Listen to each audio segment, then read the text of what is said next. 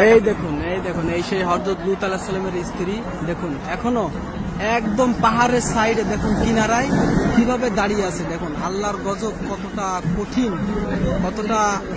কঠিন এটা শুধুমাত্র লূত আলাইহিস সালামের স্ত্রীকে দেখলেই বোঝা যায়। দেখুন এখন ওই অবস্থায় আছে, চাইলে ঝড় বাতাস কোনো কিছুতে এটা ভাঙে নাই। দেখুন একদম পাহাড়ের পাহাড়টা ঘেঁষে একদম তার নিচেই রাস্তা, কিন্তু এখনকার রাস্তা হয়েছে, কিন্তু ওই সময় রাস্তা ছিল না। দেখুন তার পাশে দেখুন ওগুলো দেখুন মাটির মূর্তি হয়ে গেছে।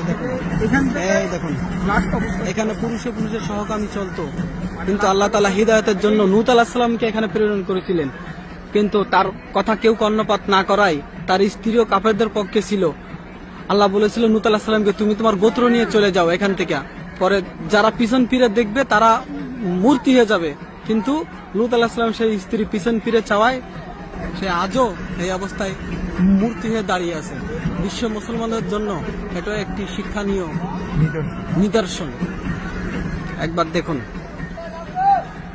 এবং এই পাশেই রয়েছে সেই মৃত সাগর, এই যে সাগর, এই সাগর যে মানুষ কেউ নামলেই বেঁচে থাকে আর কেউ ডুবে না। এটা পুরাই একটা আল্লাহর ওই সময় গজব নাজিল হয়েছিল, পুরা এই জায়গাটা পুরা উল্টাই দিছিল।